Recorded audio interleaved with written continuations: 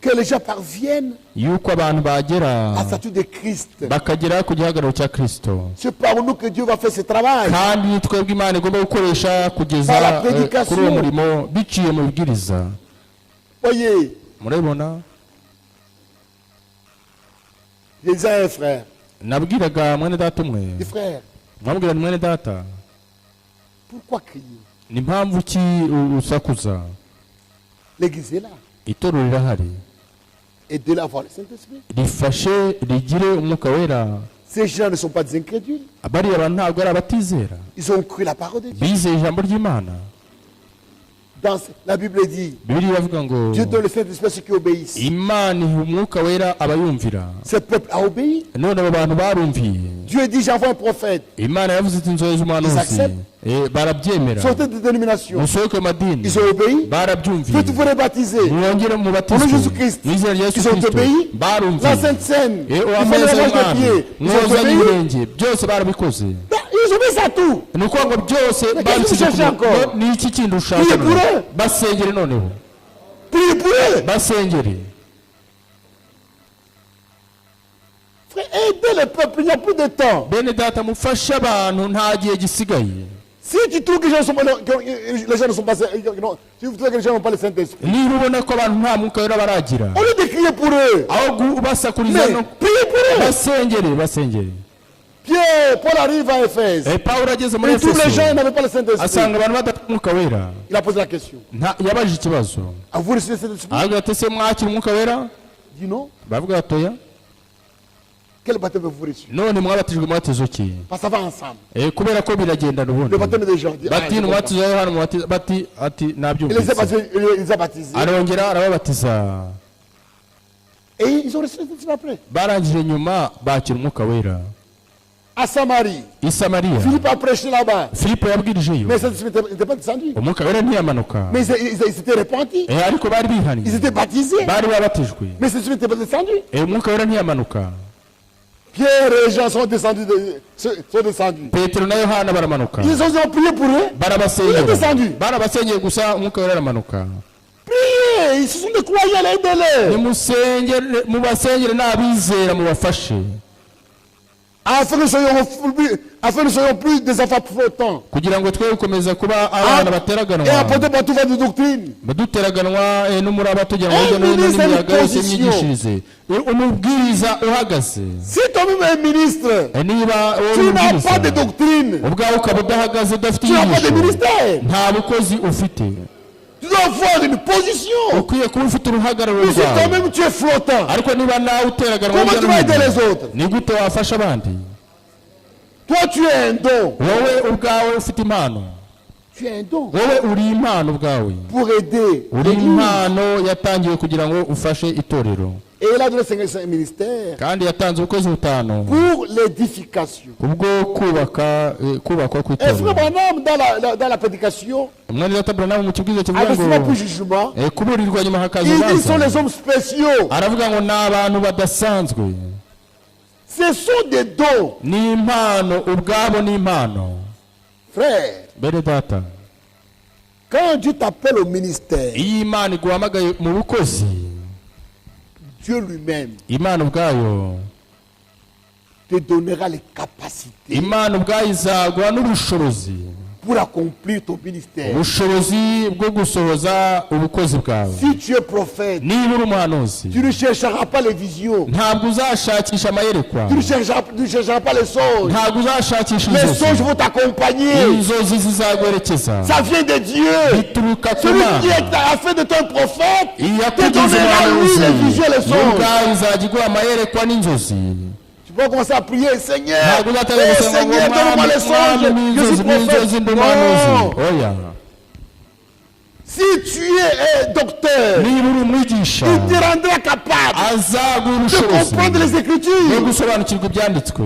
Tu ne dois pas commencer à faire des concordances. Lui-même va te rendre capable. Il a la capacité. Si tu es évangéliste, Dieu t'a appelé à être évangéliste. Lui-même va accompagner ton ministère avec les signes. Tu ne vas même pas les chercher. Lui-même va donner ça. Si tu es apôtre, lui-même te donne des capacités. C'est vrai. C'est ce que nous lisons dans 2 Corinthiens.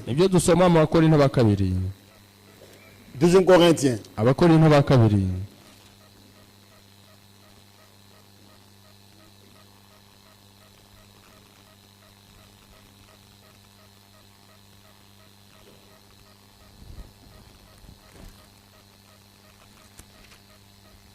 C'est lui qui nous rend capables.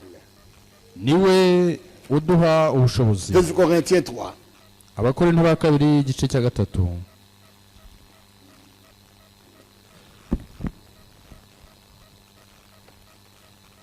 Verset 5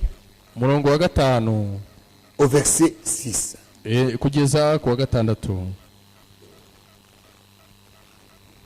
Ce n'est pas à dire que nous soyons par nous-mêmes capables de concevoir quelque chose qu'on venait de nous-mêmes.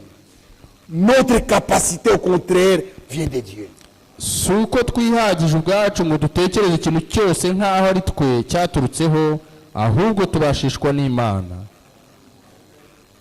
Il nous a aussi rendus capables d'être ministres d'une nouvelle alliance.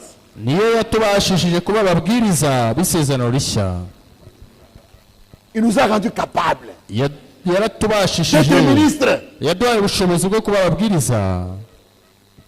Il nous a donné les capacités. C'est quoi le ministère? Ça vient de Dieu. Les capacités viennent de Dieu. C'est Dieu qui fait son travail. Nous sommes seulement comme des instruments entre ses mains. Est-ce que dit dans délivrance totale, il dit, Dieu ne fait pas des ministres à moitié.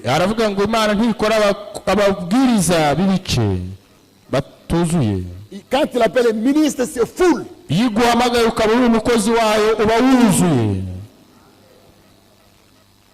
Et puis les ministres, ils ne sont pas liés à une assemblée locale. Ils sont pour le corps de Christ. Même s'ils sont dans une assemblée locale, ils ne sont pas liés à cette assemblée-là. Ils ne doivent pas se mêler à la gestion de l'assemblée locale. Ils sont là comme des dons pour la parole de Dieu. Ils ne doivent pas se mêler à la gestion de l'assemblée locale. Ça, c'est le travail des anciens. Les anciens dirigent l'église locale. Comme ministre, tu es là pour apporter la parole, un peu c'est tout.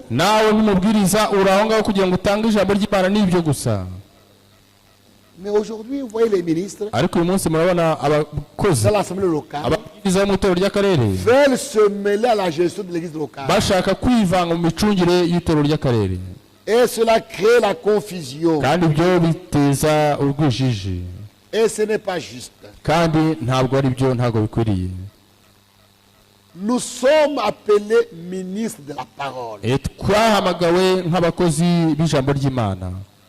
Les 5 ministères sont des ministères de la parole. Ils sont ministres de la Bible. Ils prêchent la Bible. Ils défendent la Bible.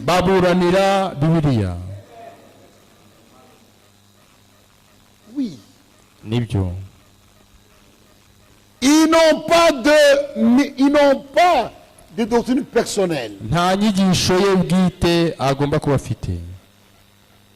Un ministre qui a une doctrine personnelle n'a pas été appelé par Dieu. Nous avons la doctrine de la Bible.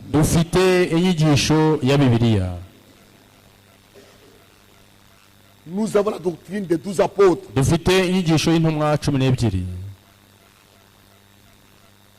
Et on ne peut pas aller au-delà des Écritures. Un ministre ne peut pas aller au-delà des Écritures. Il est ministre de la parole. Quand tu lui poses une question, il n'a pas la Bible pour te répondre, il n'a pas un verset pour te répondre, il ne va pas te répondre. Il ne va pas te répondre. Il ne parle que de la parole de Dieu. Il n'y a pas d'écriture, il te dit, frère, Dieu te conduira. Dieu te conduira. Il n'y a pas d'écriture pour te dire ce qu'il faut faire.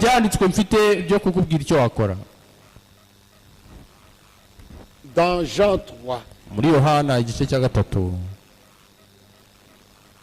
Dans Jean 3.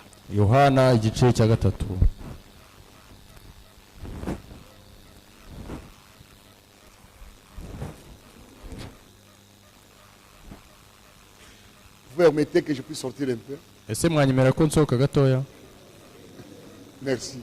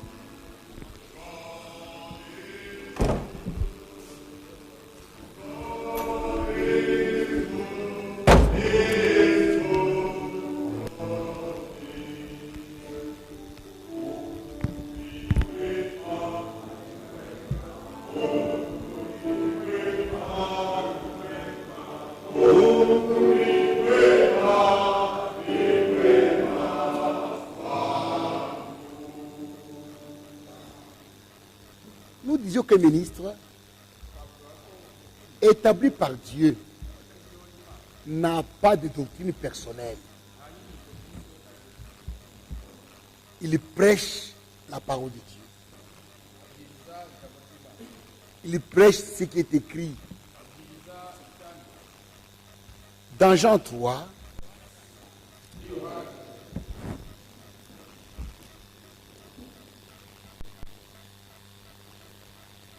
verset 34.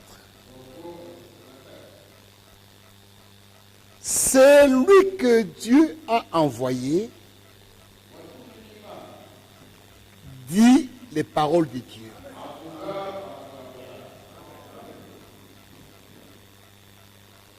Il ne dit pas ses opinions. L'église de Jésus-Christ n'est pas bâtie sur les opinions. Nous bâtissons sur la parole de Dieu. Sur les choses annoncées par les prophètes et enseignées par les apôtres. Jésus-Christ, en cela, il est notre modèle. Lui, la parole. Jésus-Christ la parole. Yesu Kristo jambo. Regardez comment lui enseignait. Murebe uko we yigishije. Lui la parole. We ari we jambo. Dans Jean 7. Muri Yohana igice cya 7.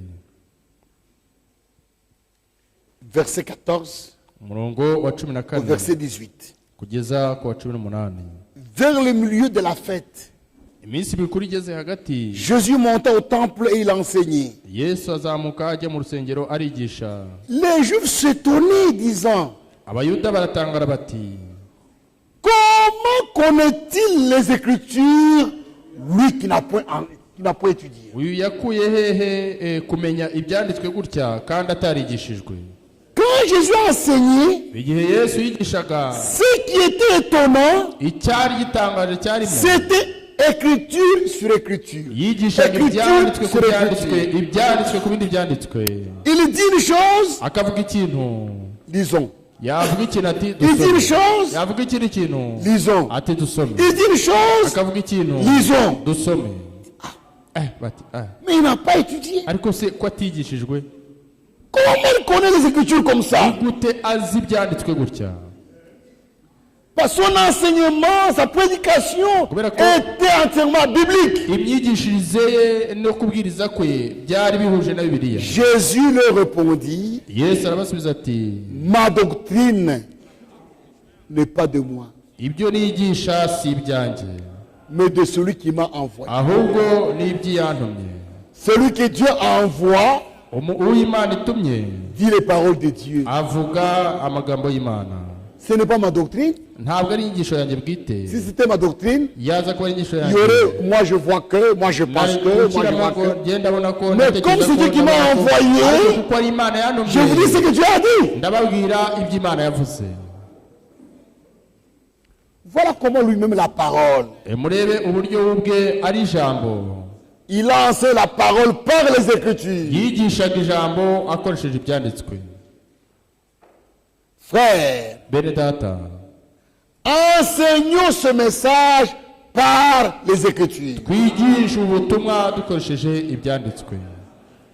Tout ce que Branham nous a apporté est biblique. Ibyo Mwandata Branham yatuzaniye byose bishingiye kuri Bibiliya. Même sans brochure, Niyo waba udafite broshire, nous devons prêcher le message. tugomba kubwiriza ubutumwa. Il nous ramène aux Écritures. Yatugaruye ku byanditswe. C'est pourquoi Niyo mpamvu Paul disait ceci Pawulo yavugaga atya ati, dans 1 Corinthiens mu Bakorinto ba mbere 4. Abakorinto ba mbere 4.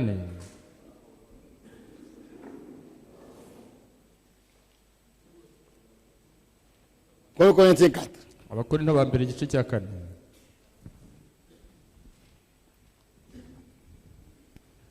1 à 2. Umurongo wa mbere kugeza ku wa 2. Ainsi, Nuko rero qu'on nous regarde comme des serviteurs de Christ, nuko rero abantu bajye badutekereza yuko turi abakozi ba Kristo, des dispensateurs des mystères de Dieu. n'ibisonga byeguriwe ubwiru bw'Imana. Nous prêchons les mystères de Dieu, Tubwiriza ubwiru bw'Imana, la parole de Dieu. ijambo ry'Imana C'est ce que nous prêchons. niryo tubwiriza, La sagesse de Dieu, ubwenge bw'Imana, mystérieuse et cachée. ubwenge bw'Imana bwahishwe, C'est ce que nous prêchons. nibwo tubwiriza. Nous ne prêchons pas nos opinions. Ntabwo tubwiriza ibitekerezo byacu bwite. Du reste, Noneho ce qu'on demande des dispensateurs, kandi ibisonga bishakwaho que chacun soit trouvé fidèle.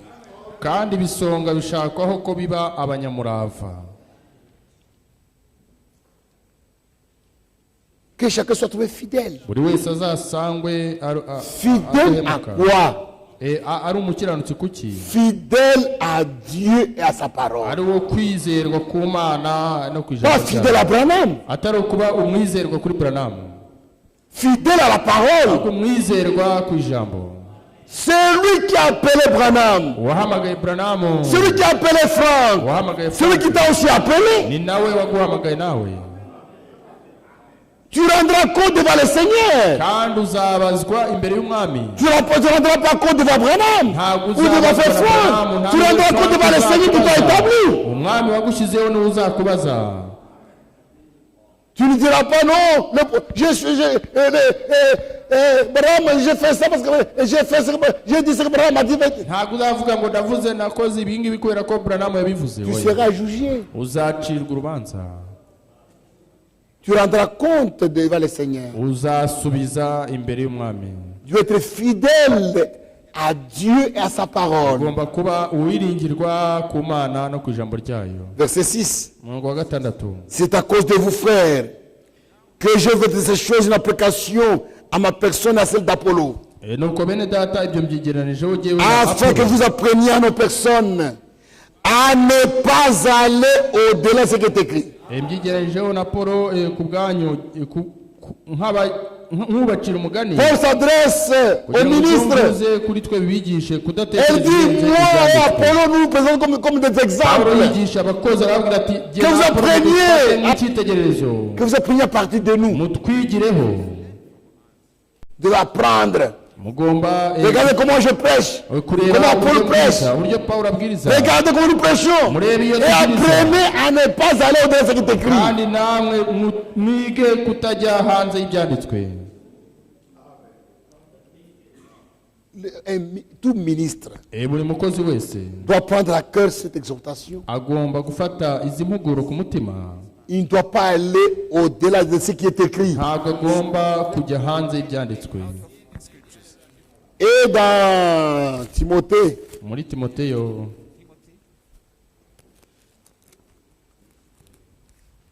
1 Timothée 4, Timoteyo wa mbere igice cya 4.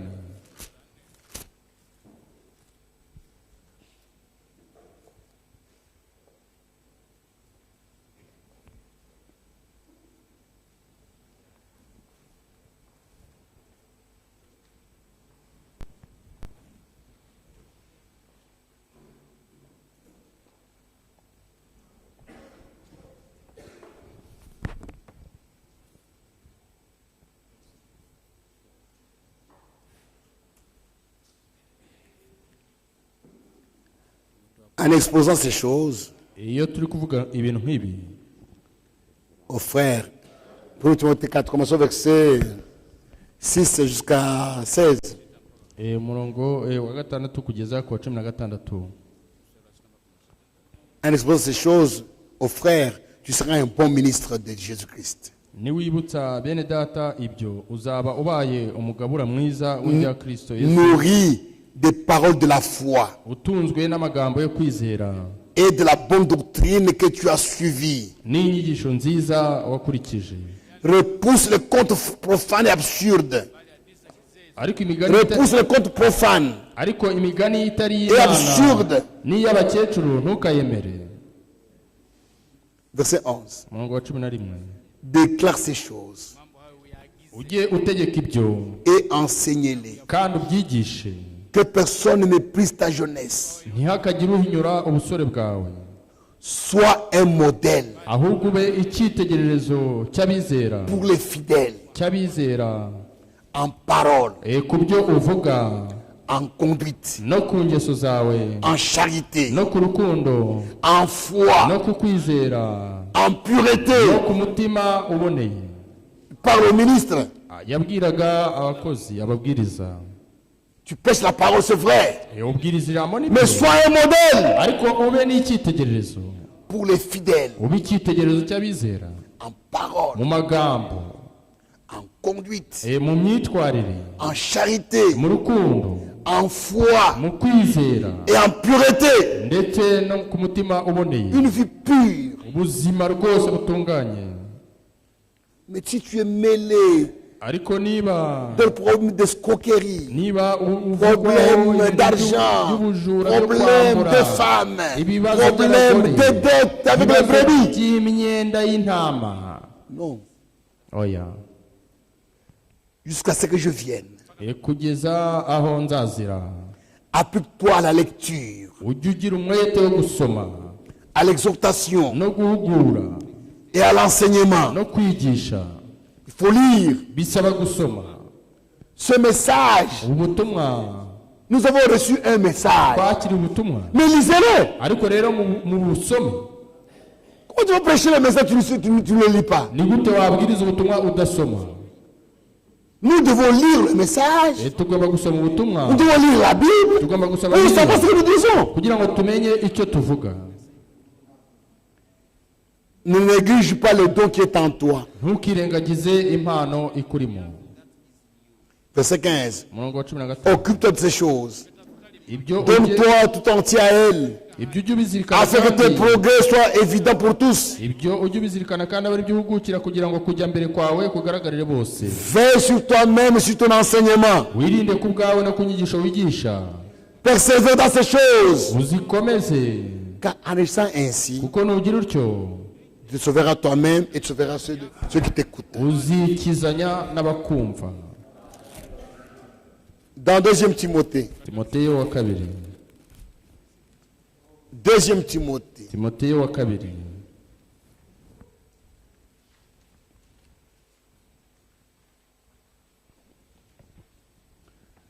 Chapitre 3, verset 14 à 17. igice cya gatatu umurongo wa 14 kugeza ku wa 17. Et nous irons aussi dans le chapitre 4 du verset 1 à 4. turajya no mu gice cya 4 ku murongo wa mbere kugeza ku wa 4. Toi, demeure dans les choses que tu as apprises ariko wehoho ugume mu byo wize et reconnues certaines. ukabyizezwa kuko uzi Sachant de qui tu les as apprises. kuko uzi uwakwigishije. Nous n'avons pas honte ntabwo dufite isoni de reconnaître d'où nous avons reçu la parole de Dieu. zo kumenya aho twakiriye ijambo ry'Imana naho ryavuye. C'est vrai que frère Branham a été envoyé dans ce monde. nibyo koko ko mwene data Branham yoherejwe muri iyi Il a apporté le message. yazanye ubutumwa, Mais celui qui nous a amené le message à nous, ariko watugejejeho ubutumwa twebwe c'est frère Franck. ni mwene data Frank. On n'a pas honte de le dire. ntabwo dufite isoni zo kubivuga.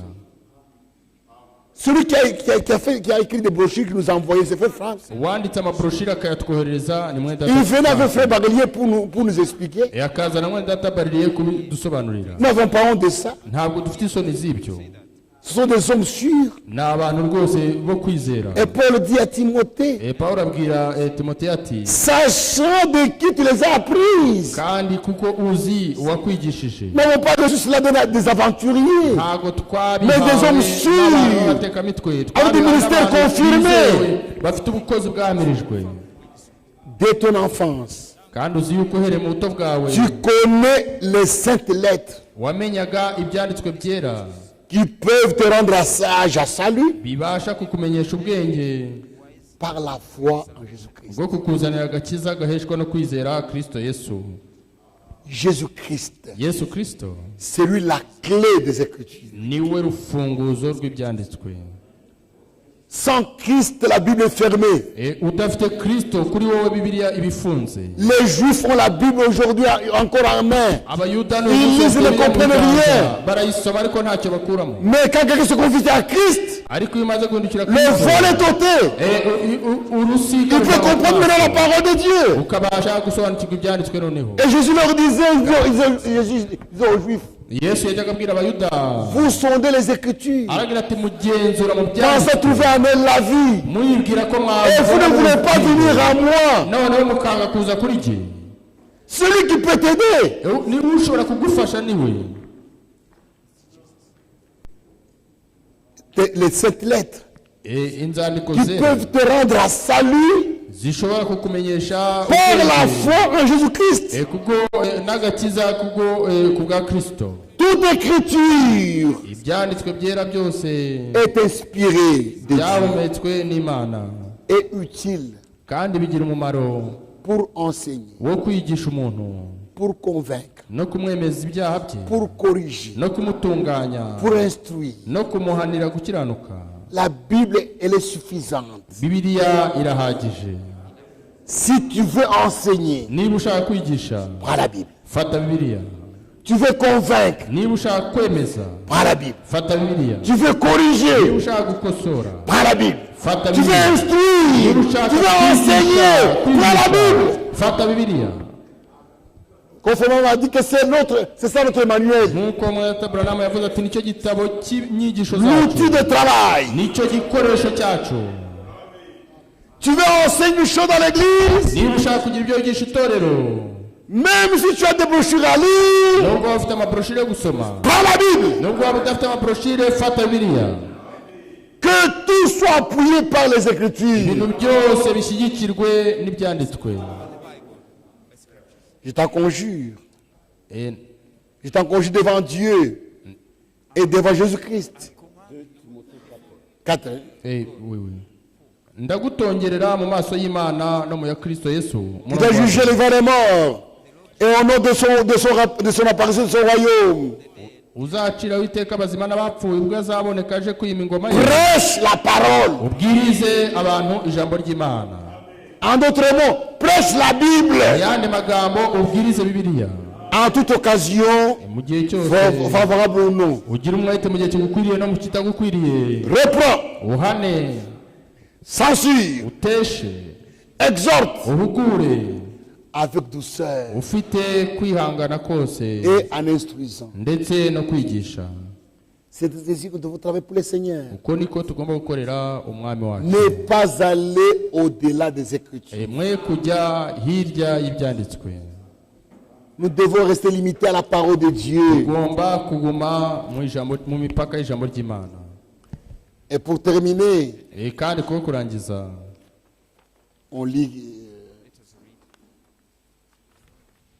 nous lisons dans 1 Thessaloniciens. Et turasoma mu Batesalonika ba mbere. 1 Thessaloniciens. Abatesalonika ba mbere.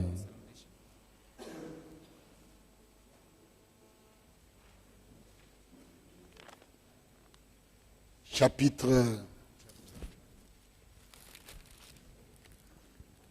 2. Igice cya kabiri.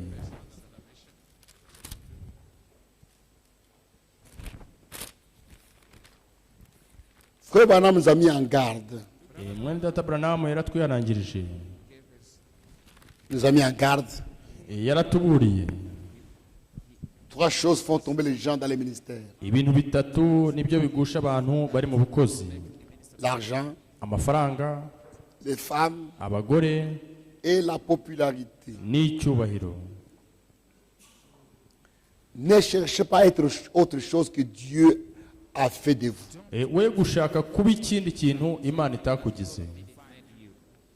Ne cherchez pas à être comme Paul. Ne cherchez pas à être comme Branham. Ne cherchez pas à être comme Frank. Ne cherchez pas à être comme quelqu'un d'autre. Chacun a reçu quelque chose de la part de Dieu. Et soyez seulement accepter cela. Tous ceux qui ont voulu chercher à être grands sont tombés.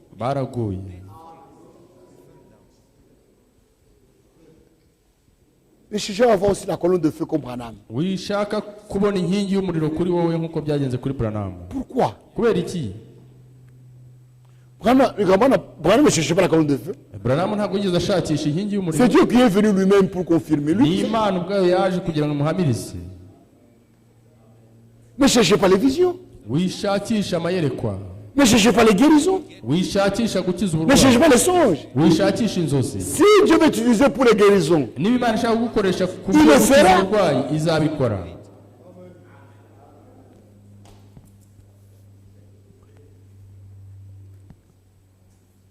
1 Thessaloniciens 2.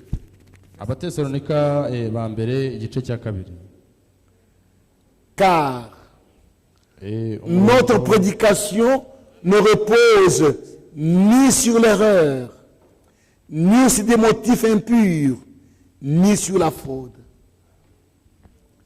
1 Thessaloniciens chapitre 2 verset 3. Kuko guhugura kwacu atari uko kuyobya kutava mu byanduye kandi kukaba atari uko kuriganya. Notre ministère ne repose pas sur l'erreur. Ubukozi bwacu ntago bushingiye ku kuyobya. Elle n'est pas née dans la fausse doctrine. Ntago bwavukiye mu nyigisho y'ibinyoma. ni sur des motifs impurs. nta nubwo kwavukiye ku mpamvu zanduye. On n'a pas créé des divisions pour être quelque chose. ntabwo twaremye ibice kuko kugira ngo duhinduke abantu runaka, Ni sur la fraude. cyangwa se kuriganya. Mais selon que Dieu nous a jugés dignes de nous confier l'évangile. ahubwo nk'uko Imana yatwemereye kugira ngo tube abo guhabwa ubutumwa bwiza. Dieu nous a jugés dignes Imana niyo yabonye ko dukwiriye de nous confier l'évangile. yuko yadushinga ubutumwa Celui qui a bwiza. fait de nous des prédicateurs. Niyo yaduhinduye Celui qui nous a appelés au ministère. niyo yaduhamagariye ubukozi bwayo. Ainsi nous parlons, niko tubuvuga, non qu'on pour plaire à des hommes, ntitubuvuga nk'abashaka kunezeza abantu, mais pour plaire à Dieu, keretse Imana, qui sont de nos cœurs. Imana igerageza imitima yacu. Jamais en effet, ntitwigeze na rimwe, nous n'avons usé de paroles flatteuses, ntitwigeze kuvuga ijambo ryo gushyeshya comme vous le savez. nk'uko mubizi. Jamais nous n'avons eu la cupidité pour mobile. cyangwa tugire urwiyerurutso rwo kwifuza inyungu. Dieu en est témoin. Imana niyo dutanzeho umugabo. Le but que nous poursuivons dans le ministère, ce n'est pas l'argent. intego dushaka muri ubu bukozi ntabwo ari ugushaka amafaranga. Voilà comment on doit marcher dans le ministère. uko niko abantu bakwiye kugenda mu bukozi. Nous prêchons, turabwiriza, qu'on nous paye ou pas, batwishyura nous prêchons bataduhemba, la parole de Dieu. twebwe